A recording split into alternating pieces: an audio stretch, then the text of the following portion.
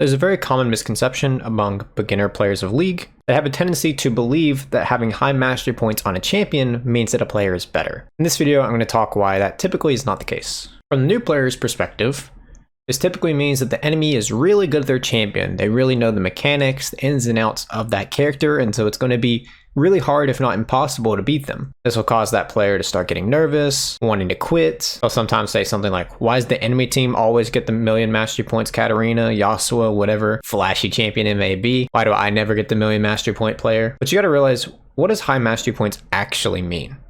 Nothing.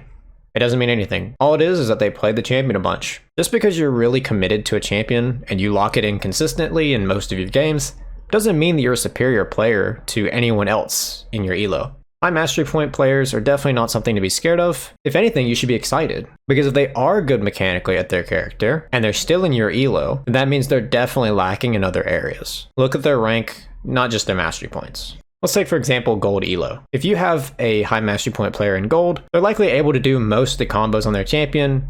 Not perfectly, but they'll at least know how to do them. They'll know the different combos, and occasionally they'll do it right. But that doesn't mean that they know how to do them at the right time. And as I said, they're definitely not perfect at it, because if they were, they wouldn't be gold, let's be honest. It's very possible that they just pick the champion over and over, but they autopilot it. It's the same way that people can have really high mastery points, but be stuck in iron. Playing a champion a bunch does not guarantee that you will be better. Some people will play their champion the same way over and over and over without ever actually testing their limits mechanically or really working to improve them, and so they stagnate in the same area. However, lower mastery points doesn't mean that they're better either.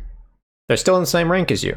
They may not have as much champion-specific knowledge as the million mastery points player, but they're probably better in another aspect, whether it be team fighting, map awareness, anything like that. It doesn't really matter what it is that they're stronger at or weaker at, as long as you understand that they do have weaknesses and you need to play around that. Wait for those opportunities when they mess up and punish them. Regardless of how somebody gets to the rank, they got to that rank and that's their skill level, assuming they weren't boosted, of course. Everybody has their individual weaknesses. Don't overthink it. Don't even click on the portrait and loading screen. Just play how you normally would.